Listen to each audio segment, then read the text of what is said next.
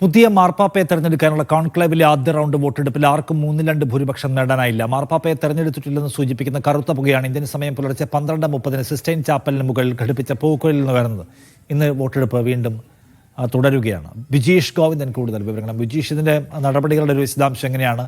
എത്ര ദിവസം വരെ ഇത് നീണ്ടുപോകാം? ഇത് അനന്തമായി വേണമെങ്കിലും പോകാമോ?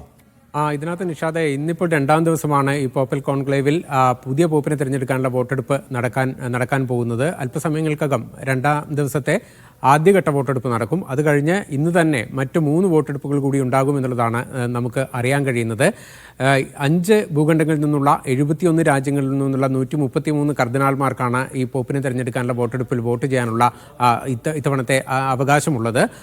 അതുകൊണ്ട് തന്നെ ഈ പ്രോസസ്സ് ഇപ്പോൾ നിഷാദ് സൂചിപ്പിച്ചതുപോലെ തന്നെ ഇന്നും പൂർത്തിയായില്ലെങ്കിൽ, ഇന്നും പുതിയ പോപ്പിനെ തിരഞ്ഞെടുക്കാനുള്ള ഒരു ഭൂരിപക്ഷം നേടാനുള്ള സാഹചര്യം ഉണ്ടായിട്ടില്ലെങ്കിൽ നാളെ നടക്കും. നാളത്തോടുകൂടി മിക്കവാറും ഇതിനകത്തൊരു തീരുമാനമാകും എന്നുള്ളതാണ് ഒരു പൊതുവായിട്ടുള്ള ഒരു ധാരണ പറയുന്നത്. കാരണം ഇത്തരത്തിൽ നീണ്ടുപോവുകയാണെങ്കിൽ, അതായത് പുതിയ പോപ്പിനെ തിരഞ്ഞെടുക്കുന്ന പ്രോസസ്സ് നീണ്ടുപോവുകയാണെങ്കിൽ അത് കത്തോലിക്ക സഭയിൽ ഒരു വലിയ തരത്തിലുള്ള ഒരു ഡിവിഷൻ അല്ലെങ്കിൽ അതിനകത്തൊരു ഭിന്നാഭിപ്രായം രൂപപ്പെടുന്നു, അല്ലെങ്കിൽ ഒരു വിമത ഇത് രൂപപ്പെടുന്നു, ഒരു ഐക്യരൂപം ഉണ്ടാകുന്നില്ല എന്നുള്ളൊരു സന്ദേശം പുറത്തേക്ക് വരും എന്നുള്ളത് നിലനിൽക്കുന്നുണ്ട്. അതുകൊണ്ട് തന്നെ മിക്കവാറും 3ാം ദിനമായ നാളത്തോടുകൂടി ഈ പ്രോസസ്സ് പൂർത്തിയാകും എന്നുള്ളതാണ് വിലയിരുത്തൽ. ഏതായാലും രഹസ്യാത്മകമായ നടപടികളാണ് ഇതിനകത്ത് ഉണ്ടാകുക.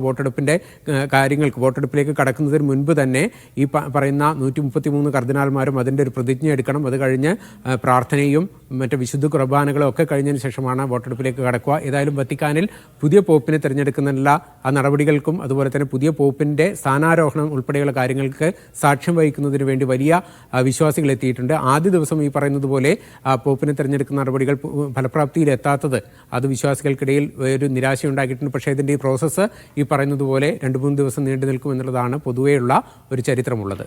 നിഷാദ്, ശരി, ബിജീഷാണ് വിവരങ്ങൾ നൽകിയത്.